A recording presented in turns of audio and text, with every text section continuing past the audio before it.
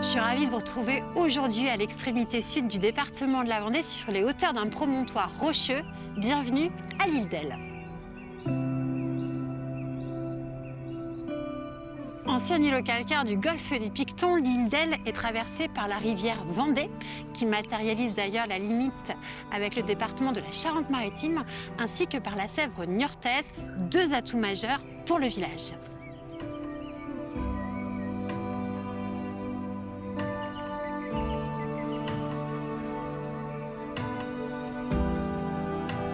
Avançons vite, retrouver Jean-Guy, un ancien guide, aujourd'hui bénévole de l'association Tourisme Animation Culturelle Sud-Vendée, pour découvrir un trésor caché, à savoir le gouffre de l'île d'Elle.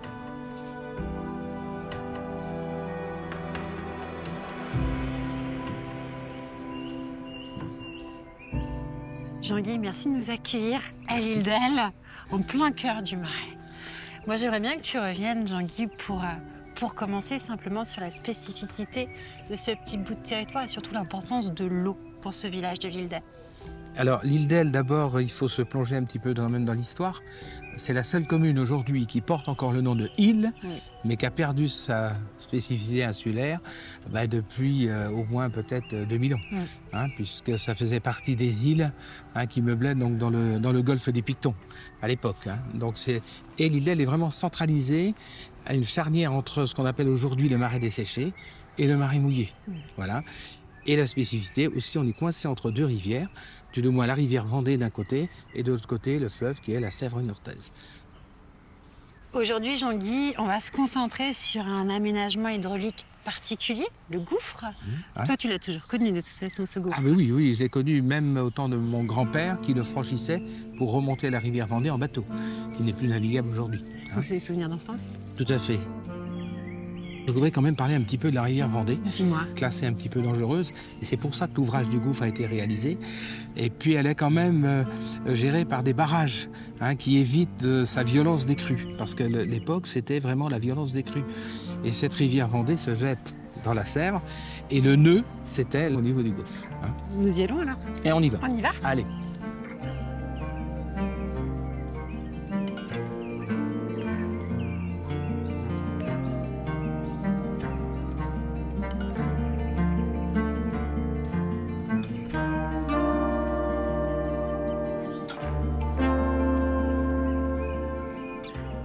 Ici, on passe sur un petit pont, donc on traverse un petit cours d'eau et je vois que ce petit cours d'eau vient de jeter dans la Vendée. Alors ça, c'est ce qu'on appelle la vieille Vendée, puisqu'avant 1830, la Vendée, son cours initial, partait d'ici et donc rejoignait tout le long du coteau de l'île d'Elle, le bourg de l'île d'Elle, où le long de ce bourg, donc on avait ce qu'on appelle des ports, des ports où les gens venaient avec leurs bateaux à la fois pour aller dans les champs et tout, mais aussi les ports servaient à faire tremper l'osier des vanniers.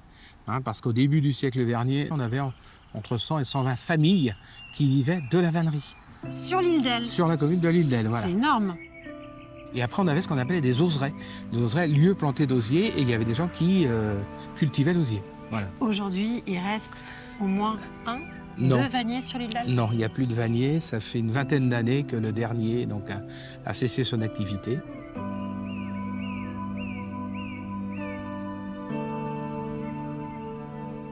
C'est maintenant qu'on va ouvrir cette thématique du gouffre. Voilà. Qui est à l'origine de cet aménagement?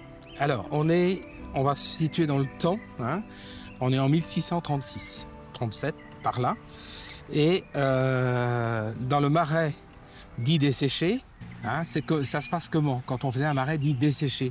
On allait prendre un îlot de terre de 2, 3, 4 000 hectares, peu importe. Autour, on allait y faire des digues. On allait y faire des digues. Et à l'intérieur, on allait aménager des canaux, des fossés pour l'assainissement. Mais ce marais-là, cet ensemble, devait avoir un canal qui se déverse directement soit dans la Sèvre maritime, soit dans la baie de l'Aiguillon. Mais chaque marais aménagé avait son canal spécifique. Donc on a toujours aménagé. Et à un moment donné, des gens en amont de la rivière Vendée se sont dit, nous aussi, on va faire des aménagements. Donc ils ont créé leur ensemble et ils se sont dit, on va creuser, on va faire un canal qui va partir directement de nos marais pour aller dans la Sèvre maritime. Voilà, sauf que en arrivant là, on a la rivière Vendée oui. qui passe. Alors ils se sont dit, bah, on va peut-être pas aller jusqu'à la mer, on va jeter notre eau dans la rivière Vendée. Ce qui a créé des énormes conflits J'imagine. entre les gens de l'île d'Elle et les gens de Maran qui se sont dit, mais attendez, vous envoyez votre eau, nous déjà, on subit déjà les inondations, De la rivière. hein, eh bien, on va encore subir des inondations monstres et tout. Alors, manifestation, ensuite, et sabotage, enfin, tout ça, ça en est même venu aux mains dans certains cas. Et tu sais Voilà. ça comment? Par les sources, par les documents qui Ben, sont conférés? par tous les sources, il y a plein de documents qui ont été faits, il y a des plans qui ont été faits, tout ce qui Ça s'ensuit. doit être passionnant.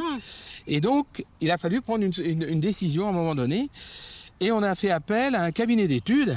Dans ce cabinet d'études, il y avait Blaise Pascal, ingénieur des ponts et chaussées au départ, et qui a trouvé une solution de faire un pont aqueduc. L'eau du canal de Vix passe dessous et ressort de l'autre côté. C'est extraordinaire. Sans- C'est-à-dire que la Vendée est tout dessus. La Vendée, cette partie-là de la Vendée, est au-dessus du canal de Vix sans que les eaux se mélangent. Et ça, c'est signé Blaise Pascal. Voilà, ça c'est la première œuvre qu'il a commencé. Voilà. On continue l'histoire. On continue l'histoire.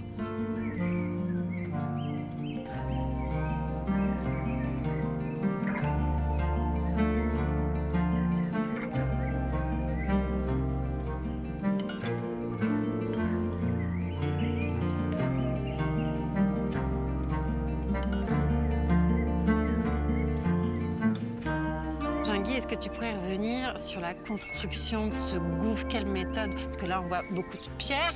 On est quand même dans le Marais, Ouais. la vase, beaucoup de vases. Mhm. Qu'est-ce qui se passe en dessous? Alors, comme beaucoup de structures qui ont été faites dans le Marais, c'est-à-dire les écluses et tout, les portes à flot, le gouffre est fixé donc sur pilotis. Oui, je vois. Là, actuellement, on est pratiquement au même niveau entre la rivière Vendée et la Sève, mais il se trouve que l'hiver, soit que la Sève est plus haute, soit que la rivière Vendée est beaucoup plus haute. Ouais. Donc, pour la navigation, jusque dans les années 1950-60, eh bien, il fallait franchir cet endroit. Ça, ce bateau a été créé en 1800, 1850, 1860. Pourquoi ce grand sas? Parce que, et le mardi, entre autres, qui était un jour important, qui était le marché de Maran, l'objectif, c'était de faire passer toute une flottille de bateaux venant de l'île d'Elle, certes, du Gué de Veluire, de l'Ataillé, de Vouillé, de Veluire, du Poiré-sur-Veluire jusqu'au Langon. Et tous ces gens-là venaient avec leurs petites barcasses pour Et passer passer par par là, pour rejoindre la Sève, pour aller au marché de Maran. Donc on remplissait de bateaux, on fermait les écluses à chaque bout, on ouvrait, on faisait la différence de niveau comme ça se fait. Et donc ensuite, on faisait une deuxième fournée ou une troisième fournée. Mais c'est Voilà. génial de t'écouter parler, Jean-Guy, parce qu'en fait, là, tu nous parles de ça, tu nous parles d'une activité, tu nous parles d'hommes et de femmes qui sont passés par là. Oui. Il n'y a pas longtemps, finalement, on est au siècle dernier. Eh bien, c'est jusque dans les années 50, le gouffre fonctionnait.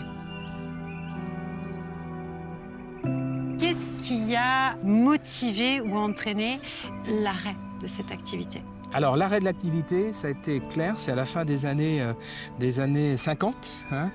Déjà, création en 1955 du premier barrage de Mervan, donc qui jugulait malgré tout les niveaux d'étiage. Et ensuite, dans les années 60, arrivé dans les années 60, de graves inondations ont fait qu'il a été créé sur la rivière Vendée des écluses, des barrages. Donc on ne pouvait plus, elle n'était plus navigable à ce moment-là. Mais tout ceci, forcément, ça impose aussi le déclin de ce territoire. Un village comme l'île d'Elle a forcément dû souffrir. Alors, au niveau population, c'est clair.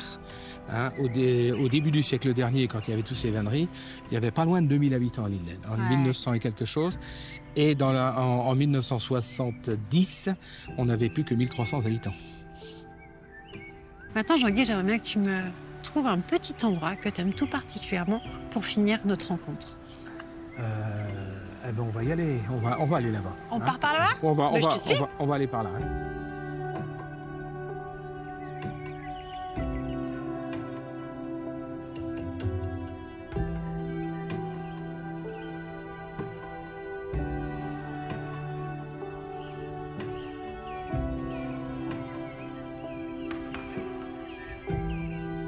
Ce qui est surprenant, Jean-Guy, c'est qu'on peut voir qu'à notre gauche, il y a un petit bras d'eau qui semble vouloir aller vers le gouffre, mais qui s'arrête, qui démarre dans le vide, complètement. Qui démarre dans le vide. Alors, je t'ai parlé du canal de Maillezais. Oui. Donc, a été créé à un moment donné, et dont l'entreprise n'a pas pu terminer les travaux.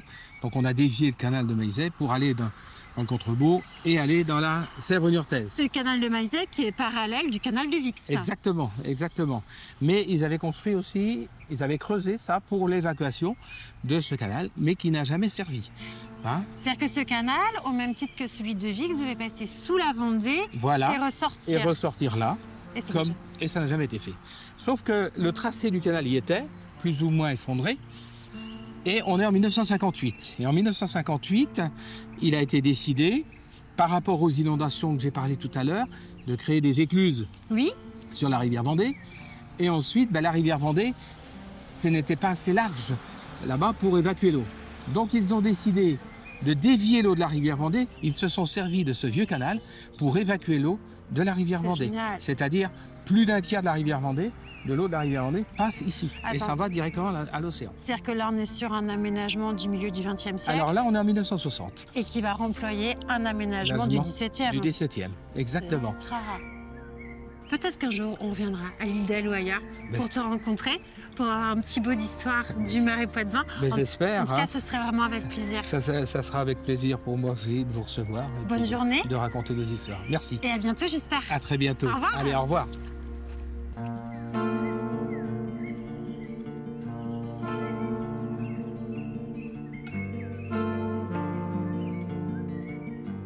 Comme nous, j'espère que vous avez apprécié cette découverte du gouffre ou surtout comment apprendre différemment notre Marais Poitevin. Sachez que l'association Tourisme Animation Culturelle Sud-Vendée propose de nombreuses visites guidées, le gouffre bien évidemment, mais aussi la forge de la Taillée ou encore la petite chapelle templière de Puyraveau. N'hésitez plus, allez vite découvrir leur programmation.